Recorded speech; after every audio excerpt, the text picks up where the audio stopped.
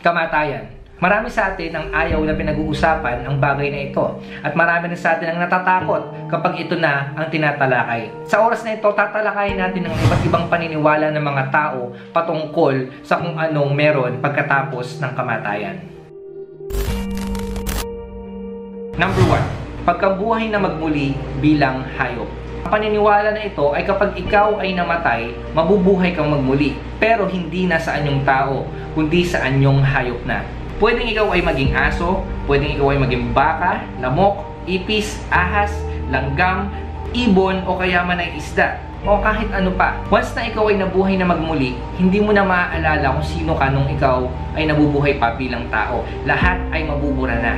Lahat ay mawawala na. Hindi mo na maaalala ang mga nakaraan mo. Ang paniniwala na ito ay nanggaling sa relihiyong Hinduism, Jainism, Buddhism at Sikhism. Ang lahat ng relihiyon ito ay nagmula sa bansang India. Kaya kung napapansin nyo, sa bansang India, ganun na lang ang respeto nila sa hayop. Hindi nila basta-basta pinapatay, hindi nila basta-basta ito ginagalaw, at meron silang pagrespeto sa hayop dahil naniniwala sila na baka yung hayop na ito ay ang kanilang kapamilya noon or mga ninuno nila na mabuhay magmuli bilang hayop. May mga reincarnation believers din na nagsasabi kaya naging hayop sila pagkatapos ng kamatayan ay dahil sa mga nakaraan nila. Dahil sa kasamaan nila, kaya ang kinahantungan nila ay pagiging hayop. Ang tawag nila doon ay bad karma.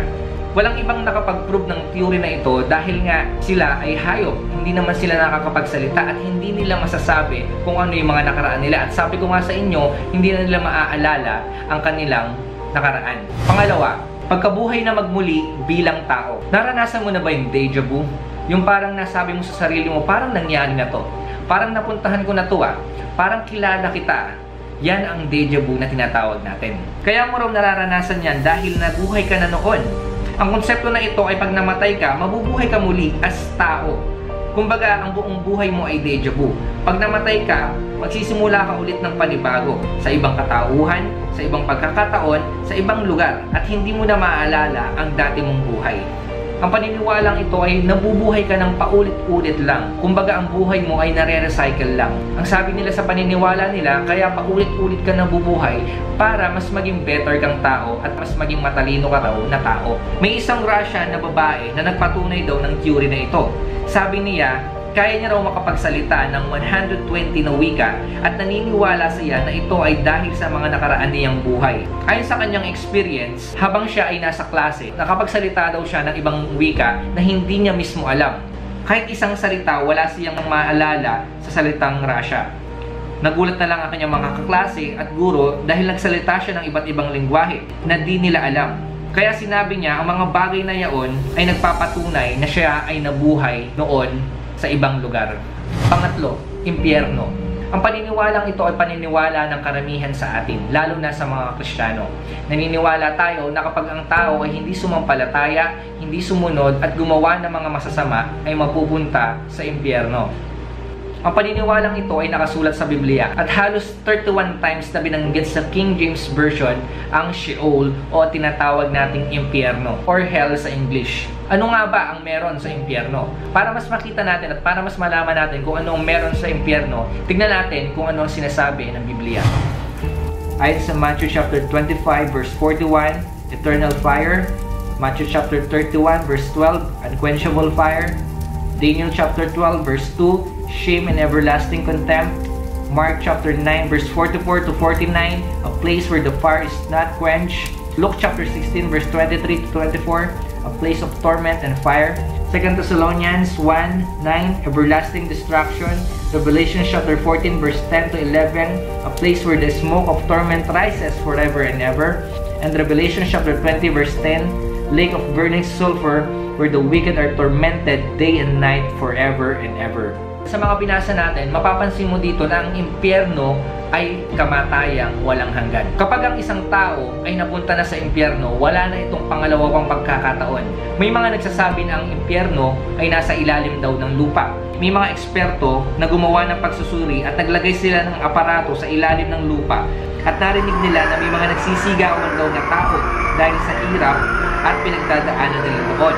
At sa lugar na yon, gusto nilang kumawala. Meron din namang Korean painter, nakapunta na raw siya sa impyerno. Dinala raw siya doon para tayo ay warningan patungkol sa kung ano ang meron sa impyerno. Ito ang mga larawan.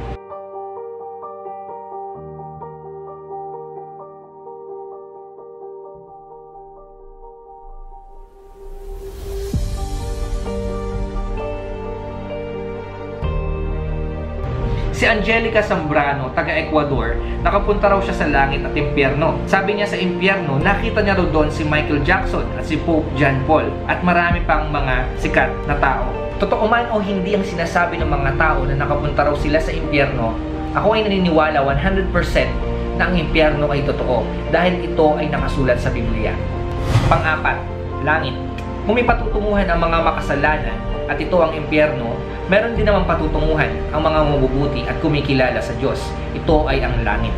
Ang konsepto ng langit, ibabalik lamang ng Diyos yung original niyang plano para sa ating mga nananampalataya sa Kanya. Dahil nung una, ang plano ng Diyos ay perpekto. Walang kamatayan, walang sakit, walang gulo, walang problema, walang kahit na anong kasamaan. Pero dahil nahulog ang tao sa kasalanan, pumasok na ang kasalanan, pumasok na ang kasamaan, at nagkaroon na ng kamatayan, ng problema, ng sakit at kung ano-ano pang mga kaguluhan dito sa mundong ito. Sa langit, wala ng kamatayan. Meron kang buhay na walang hanggan. Hindi mo na mararanasan ang kamatayan sa langit. Hindi mo na rin mararanasan na magkaroon ng sakit.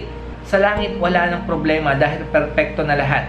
Sa langit, hindi ka na magugutom. Hindi ka na rin mauuhaw. Sa langit, dun mo rin makikita yung mga kapatid mo, yung mga kamag-anak mo, o yung mga kakilala mo na sumampalataya rin kay Jesucristo. At pagdating ng panahon, magkakaroon tayo ng napakalaking reunion sa langit.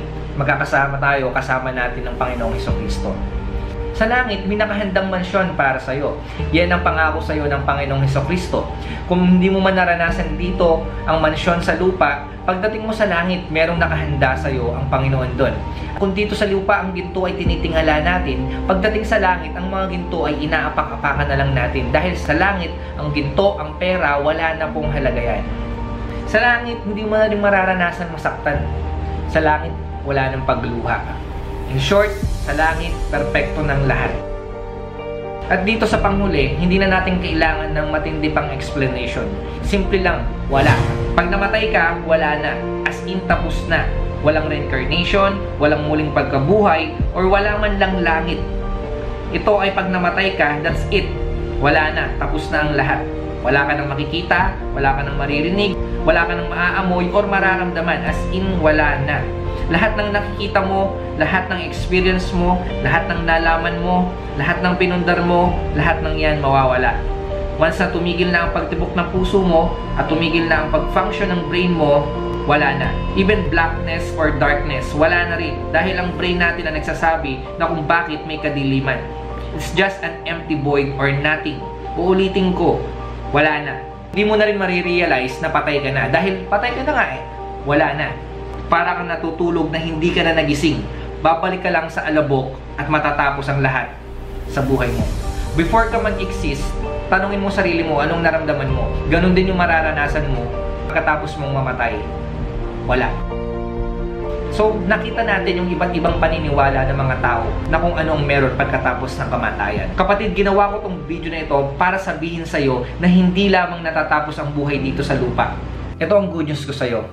Meron pang buhay pagkatapos ng kamatayan at yan ang buhay na walang hanggan.